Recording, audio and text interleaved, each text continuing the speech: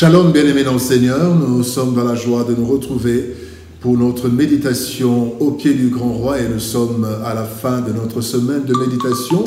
Nous sommes le samedi 16 mars 2024 et nous vous saluons au nom de notre Seigneur et Sauveur Jésus-Christ. Pour notre méditation de ce jour, nous allons lire un texte dans les psaumes, le psaume 143, le verset 8 dans la version Louis II. Voici ce que déclarent les Écritures. Psaume 148, verset 8. « Fais-moi dès le matin entendre ta bonté, car je me confie en toi. Fais-moi connaître le chemin où je dois marcher, car j'élève à toi mon âme. » Profond désir quotidien. Profond désir quotidien, tel est le thème de notre méditation de ce samedi 16 mars 2024. Bien-aimés dans le Seigneur, chaque jour, nous avons des besoins, des désirs, des projets, et nous faisons tous nos efforts pour les réaliser. Il y a cependant des désirs qui ne dépendent pas de nous, et nous souhaitons de tout notre cœur qu'ils se réalisent, surtout quand cela apporte un plus dans nos vies. Le plus grand désir du chrétien, bien-aimé, ou du moins ce qui devrait l'être, est exprimé dans ce verset du jour. La manifestation de la bonté de Dieu et de la direction divine. Un profond désir matinal et quotidien dans ce monde hostile où nous devons vivre, travailler et servir le Seigneur. Voici quelques leçons que nous pouvons tirer de notre texte du jour, de notre verset. Première leçon, la force de la bonté de Dieu. La force de la bonté divine. Psaume 90, verset 14 nous dit « Rassasie-nous chaque matin de ta bonté, chaque matin de ta bonté, et nous serons toute notre vie dans la joie et l'allégresse. » La bonté de Dieu amène la joie et l'allégresse. Le psalmiste proclame « Ta bonté vaut mieux que la vie ». Psaume 63, verset 4. La bonté du Seigneur, bien-aimé, basée sur son immense amour, nous rassure des meilleures choses. Par sa bonté, Dieu nous veut et nous fait du bien. Il nous veut du bien, il nous fait du bien. Premièrement, il nous sécurise face au danger. Le psaume 34, verset 8 nous dit « L'ange de l'Éternel campe autour de ceux qui les craignent et il les arrache au danger. » À cause de la bonté de Dieu, Dieu nous ouvre des portes inespérées par sa bonté.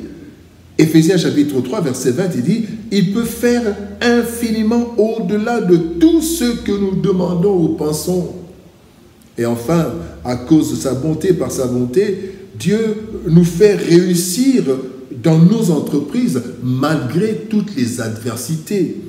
Le Proverbe chapitre 16, verset 3 nous dit « Recommande à l'Éternel tes œuvres et tes projets réussiront, parce qu'il combattra nos ennemis pour que nous puissions vaincre. » En fait, Dieu lui-même nous rassure en nous disant que chaque matin, il renouvelle ses bontés, ses compassions. Lamentation, chapitre 3, versets 22 à 23, il dit « Les bontés de l'Éternel ne sont pas épuisées, elles se renouvellent chaque matin. » Ainsi, toutes les opportunités qui se présentent à nous, nous pouvons les saisir grâce à la bonté de Dieu, car, comme nous l'avons vu plus haut, nous dépendons des temps et des circonstances. Et le maître des temps et des circonstances, c'est qui? C'est Dieu. Selon Daniel, chapitre 2, verset 21. Donc, par sa bonté, bien-aimé, Dieu peut changer les choses en notre faveur. Voilà pourquoi le psalmiste dit, dès le matin, il a besoin de la bonté de Dieu. Deuxième leçon, les erreurs sont si fréquentes. Proverbe chapitre 14, verset 12 nous dit, « Telle voie paraît droite à un homme, mais son issue, c'est la voie de la mort. » Nous ne programmons jamais les échecs de nos vies. Personne n'aime échouer. Or, nous connaissons tous des échecs dans les différents domaines de notre vie. Cela est dû aux erreurs. erreur de choix, erreur d'appréciation. Le vrai problème, c'est que, premièrement, personne ne connaît parfaitement le lendemain. Jacques chapitre 4, verset 14 dit, « Vous qui ne savez pas ce qui arrivera demain. » Le vrai problème, c'est aussi que les apparences peuvent paraître bonnes, mais les circonstances et les réalités mauvaises. Genèse chapitre 13, verset 10 nous dit, « Lot leva les yeux et vit toute la plaine du Jourdain qui était entièrement arrosée comme un jardin de l'Éternel, comme le pays d'Égypte. » Vous savez la suite de Job. Job est allé résider à Sodome et Gomorrhe. Pourtant, il croyait, l'apparence est trompeuse. Et le problème, c'est aussi que les ennemis mettent tout en place pour nous faire prendre de mauvaises décisions. Ça a commencé dans le jardin d'Éden, des mauvaises propositions, et nous prenons des mauvaises résolutions. Nous pouvons donc éviter les erreurs si nous nous référons toujours au Seigneur qui connaît les parfaites voies sur lesquelles marcher. Le psaume 32, verset 8 nous dit « Je t'instruirai et je te montrerai la voie que tu dois suivre. Je te conseillerai, j'aurai le regard sur toi. » Troisième leçon, confiance et consécration. Le psaume 37, verset 4 nous dit « Fais de l'Éternel tes délices, il te donnera ce que ton cœur désire. » Or ici, le cœur désire la bonté et la direction divine. Bien aimé, la bonté et la direction divine sont très importantes dans la marche de chaque jour. Le psalmiste en est bien conscient. Voilà pourquoi il a besoin de ça. Dès le matin, la bonté et la direction afin qu'il ne commette pas d'erreur. Cependant, le psalmiste, le texte du jour, nous donne deux arguments de taille qui attirent ces éléments fondamentaux. D'abord, la confiance. La confiance attire la bonté de Dieu, bien-aimé. Lorsque nous faisons confiance à Dieu, nous touchons son cœur. Abraham a fait confiance à Dieu, de telle sorte qu'il était prêt à sacrifier son unique fils, Isaac.